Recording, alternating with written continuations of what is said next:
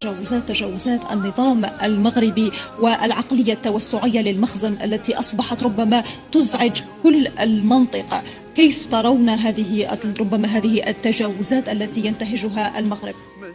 في الحقيقة هي أوهام يريد النظام المخزني أن يوهم به الشعب المغربي الذي هو الآن يعيش حالة من الاضطراب والقلق بسبب الانحطاط في إدارة شؤون الحكم من طرف النظام المخزني، ثم أنه يظهر هذا الخطاب وهذه التوجهات عن وجود فراغ كبير على مستوى قمة الحكم، على اعتبار أنه الملك الآن في مرحلة غياب تام، ومن يدير شؤون الحكم المغربي ليس هم أبناء المغرب الأصيل، وإنما أياد خارجية تمتد إلى الكيان الصهيوني التي تدير هذه القضايا، على اعتبار أنه فيه تشابه كبير في طرح مثل القضايا ما يعانيه الشعب الفلسطيني الآن من قبل النظام العنصري.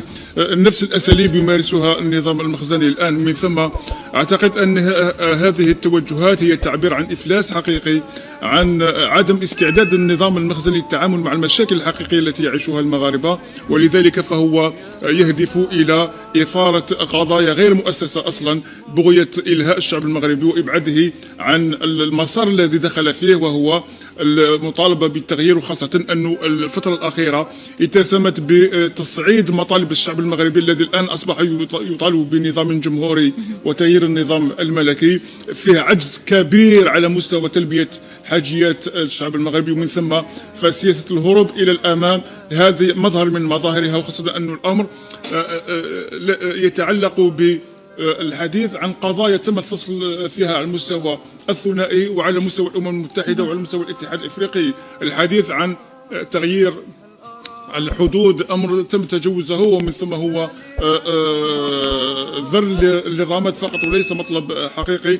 ثم أنه في حديث كذلك عن دعوة لتنظيم مسيرة افتراضية، وربما هذا ما يريد النظام المخزني الذي يتحالف مع الكيان الصهيوني. يريدون أن يوتروا الأوضاع ويدفعوا ربما ببعض من يعتقد بصدقية هذا الخطاب إلى تجاوز الحدود الحمر، ومن ثم إدخال المنطقة في متاهات لا يكون مستفيد منها إلا الكيان الصهيوني. نعم، بالحديث ربما عن الأطماع التوسعية للمغرب، السيد أحمد الدان، لقد أشرنا قبل قليل في عرضنا حول ربما المعاهدات التي تم توقيعها من قبل الجزائر والمغرب. نرى دائما احترام الجزائر في توقيع المعاهدات والمصادقة عليها، أما الجانب المغربي يعني نرى نوع من الأطماع للتوسع، وبذلك ربما انتهاك لكل الحقوق الدولية.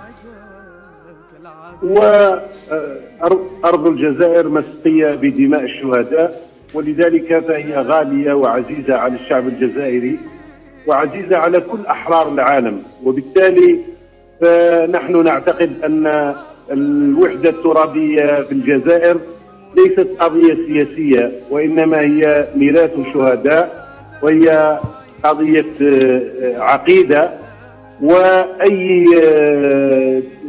نظرة للوطن بالنسبة للجزائريين لا تخرج عن هذا المسار. ونحن دولة تحررية بالتأكيد. جوارنا المغربي دولة استعمارية، وهنالك تناقض مبدئي قيمي ما بين دولة تحررية ودولة استعمارية. لا يوجد مثلا في العالم إلا جدار عزل في القدس بنته إسرائيل والكيان الصهيوني، وجدار عزل بناه النظام المخزن بالنسبة لأشقائنا الصحراويين. هذه الدولة الاستعمارية جزء منها هو الحروب والقلاقل والتوترات، وجزء منها هو محاولة الاستقواء بأي قوة، بأي جهة، بأي دعم ولو لا أخلاقي من أجل تحقيق هذا التوسع. ولذلك نحن اليوم ندافع عن الجزائري التنمية، وينزعجون منا بسبب التنمية. في المغرب مئات الآلاف من البطالين نحن استوعبنا البطال في منظومة تنموية قادها رئيس الجمهورية، أغلقت المخزن لأنه لا يستطيع أن يستوعب شبابه بمنظومة مشابهة. نحن اقتصادنا يتقدم، هم اقتصادهم في حالة من التوترات. نحن سياسيا نتطور في الحريات، في الإعلام، نتطور في التعاطي الشعبي مع العملية الديمقراطية، هم يتأخرون في هذا. نحن ملتزمون اليوم بقيم الأمة الإسلامية والأمة العربية، وهم يخرجون من هذا النسيج الإسلامي والعربي. نحن ملتزمون بقضية فلسطين، هم يخرجون ليتحالفوا مع أعداء الأمة، مع الصهاينة، مع الاستعمار الصهيوني.